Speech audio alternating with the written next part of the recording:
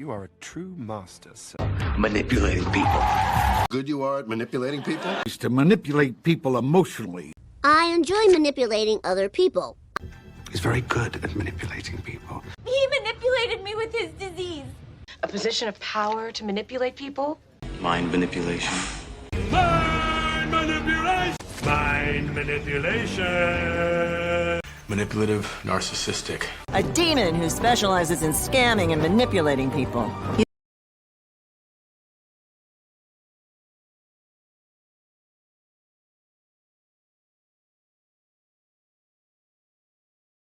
You know, I decided to do some more research, and I came across this interview of Dennis, Drake's father, and a journalist, or I don't know if he was a reporter or a bobcaster or a streamer, but he sounded more like a streamer. Not from this country, maybe from Canada or somewhere else. As you can see to my far left, Dennis is wearing, the chain. And then, excuse me. And then Drake is, to my far right. But in this interview, they asked Dennis that Drake and Iceman put out there that he was concealing, and a patient of cancer. And Dennis came out and said, yeah, but that was a while back. That was back then. So, basically stating that whatever he said on Iceman, which everybody waited for a 2-year period, that had to be an old song or old lyrics that was put into the album. And the reason why I use the word manipulation, because we all know that Drake used his father for the Memphis Connect. You know what I'm saying? And also, I also seen a video for Big Kush or Big Kish. Big ups to Big Kish, you know what I'm saying? Big ups to him. Y'all go ahead and subscribe to his channel. And this is where I also saw the interview, but the video that he did, it matches exactly what I'm about to say. Drake manipulated his father just like he has manipulated everybody throughout his career. You know what I'm saying? He used his father as validation, but also paid his father off as into like saying, hey dad, be around me, you know what I'm saying? So people can see me as being more black, you know what I'm saying? Which is so stupid to do because you was already born half black. So I don't get why you would do some dumb, stupid shit like that. But Big Kid says something that it started to resonate on me like saying, hold on. No wonder why he used DJ Academics.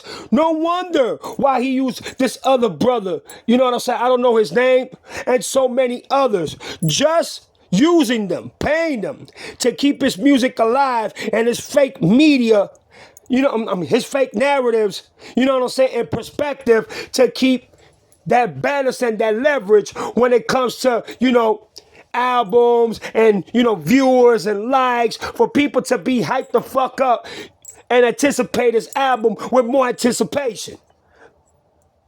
But then I started to think, okay, he's using these brothers just like he's using his father.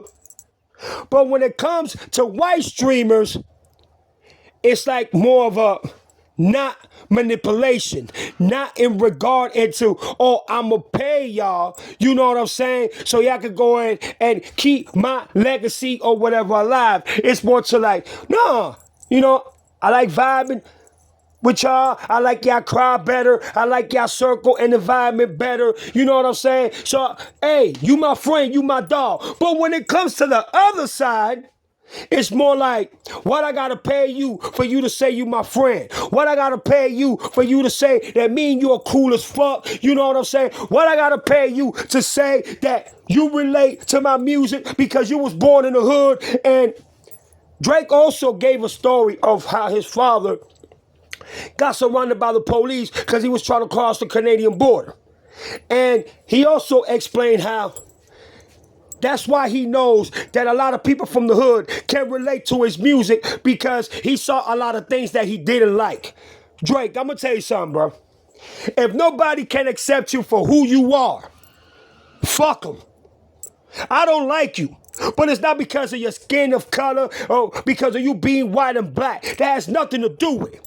But you using that now as a manipulative way and as an excuse, because in plenty of other interviews you have said that you have surrounded yourself around, you know what I'm saying, my brothers, my homies, because I'm half black myself, and that you have witnessed a discomfort, you know, and uncomfortability around the environment because you felt like they didn't want to be around you that much, like they side-eyed you, like, okay, what this white boy doing here? You know what I'm saying? Like, he doesn't fit the profile. He don't fit the narrative. But remember, Drake, before you even got way famous, you came out in an interview and said, yeah, I wrote with this Nigger and stretched the word. Yeah, I like that. You know, you know what I'm saying? So, when you don't feel comfortable in your own skin and you don't know what culture to use because you feel some kind of a dispensancy that people won't relate to you because you're black and white, then you're not comfortable with who you really are.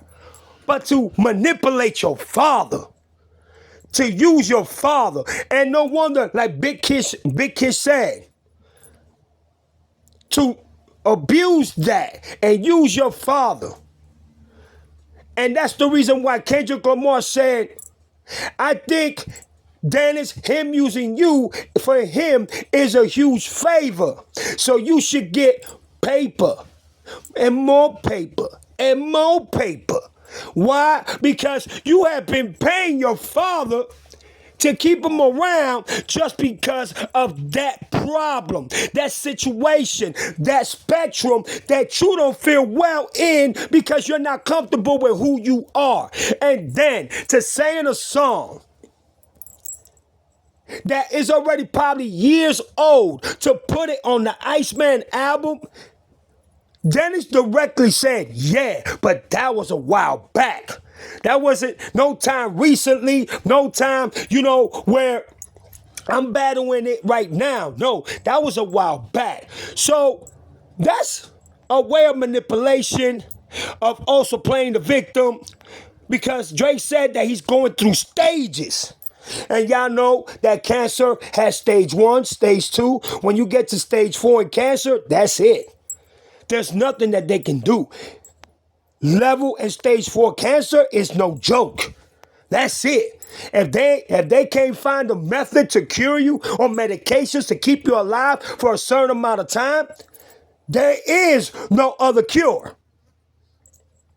So, how many other people Drake haven't manipulated and used because of that? So Pusha T and Mr. Kendrick Lamar, especially Kendrick Lamar, called this out way before even Drake decided to come out with that line in the Iceman album about Dennis having cancer. But it resonates so much now, like Big Kid said, when you hear Meet the Grams, it's like the song becomes more epic. It becomes more famously vibrant. And it echoes more. And it makes a person want to go back and replay it, to recap it and listen to his words again. And this song It's the song that broke Drake down in every statistical level you can think of. Yeah, Not Like Us, it's a national tradition, this song. Everybody and their mama and their world listen to that song. But I think Meet the Grams was the song that destroyed Drake completely. And I gotta ask everybody out there, would you use your father or mother as an advantage because you don't feel comfortable in your own skin and who you are as being white or being black? Or would you embrace both cultures even though, you're going to go through people, disrespecting you or even using racial slurs or saying, oh, look at this white boy trying to be black, or look at him now being black when he know he white. If you know you both cultures, embrace it, respect it. You know what I mean? Don't let nobody fool you in who you are. But if you're going to be confused and then you want to play one part when it benefits you to then play the other part when it doesn't benefit you, then you're a manipulative, narcissistic son of a bitch that doesn't care and doesn't respect the culture itself, doesn't respect who you came from. And for you to use your father in them terms, and we all know that you said that you and your father didn't have a good relationship. You said he'll come and get you every once in a while before you became famous, before you hit super status, favoritism at a level that every fucking rapper in this world that is fighting so hard to reach that climate. I'm not going to sit here and bullshit you. You have reached levels in that perspective and in that much more mountain than so many rappers that we have seen be one-hit wonders and have only one good or two good albums that they wish that they can grasp and grab and possess that hold.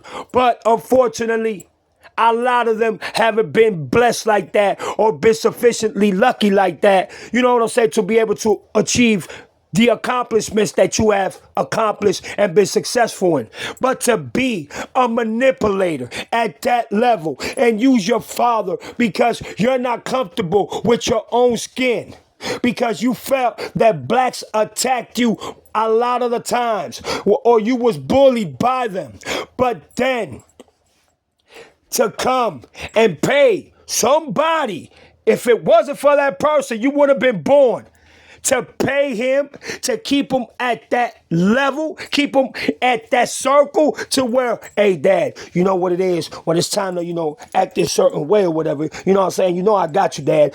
Hey, you good, Dad? You're a stupid motherfucker. You half black. Why you gotta do that for? You half black. That just further lets me know you're not really entirely happy with who you are. And Kendrick Lamar called it. And Meet the fucking Grams. Damn, boy, hey, Kendrick is powerful, bro. And Meet the Grams still resonates to a lot of people. And all they gotta do is go back. If you really want to know who Aubrey is, just go to Meet the Grams. And Big Kish, once again, dog, bettered up for that video, man. Wow, bro. That right there, woo! Man, it's like, you know what? He became a culture vulture when he didn't had to. And then took it a step further when he had his face painted black, the black face. Then took it a step further when his father gave him that, Memphis Connect. And then took it a step further by grabbing black streamers and paying them off. To keep him vibrant, to keep him at that level, to keep, him as an expected type of rapper, to keep him around just so they can say, yeah, Drake is that man, Drake is that dude, that's my dog, that's my nigga, you know what I'm talking about? When you didn't even have to go through none of that shit. You know how many white/black singers, rappers have made it in the music industry and they didn't have to play the culture vulture or the culture I'm not comfortable in my own skin part to get there. Yeah, there's a lot of racism in this world. Of course it is. But a person at your level, to put yourself in that degree, wow, Kendrick Lamar is something else, boy. Hey, man, I got to give my flowers to that dude, man. Man, that man called everything out and Meet the Grinds, bro. And just seen the video by Big Kish again. And then me bouncing around trying to find out information because I was looking for, you know what I'm saying, the Dennis, you know what I'm saying, interview to where he said that. And bam, I came across it. And then coming across it, then I came across Big Kish video. And I was like, hold on, was this meant to be? And yes, it was. It was truly fucking meant to be for me to do this video. Damn, Kendrick, you are a genius. It all makes sense now. Using the game, using DJ Academics, using more black brothers and paying them off. But uses the other side, the other streamers that are white, does interviews with them, collaborates with them, just to play both sides equally, when in reality, it's making them look more fucked up.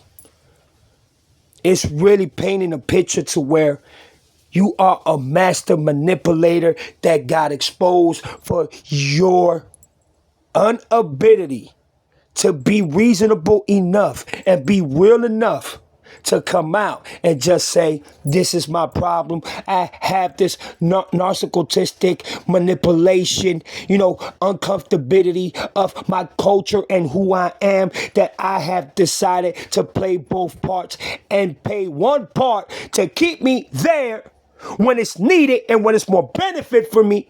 But I'm going to always be this person where I grew up at, where I didn't need, you know what I'm saying, to see my parents go through struggles or troubles. I was basically born with a silver spoon in my mouth. So I'm going to keep it cool on this side because I feel more of this person than what I actually feel of what my father was. But I need my father because if I don't have my father, then I don't feel black enough. You're a stupid motherfucker. Listen, I'm not a racist by a long shot. I love white brothers and sisters. I'm Puerto Rican, Cuban, black, Jamaican. So I love my Latin culture and my black culture. Love them to death. I would never manipulate a loved one, even if we had problems, even if he or she wasn't there for me when I most needed them and they only were there from time to time. I would never use that manipulation and those statistics to get what favors me, to benefit me. But since he did it, he has to pay more paper and more paper. Wow. Wow, Kendrick Lamar. Well, congratulations. Bro, hold on, bro.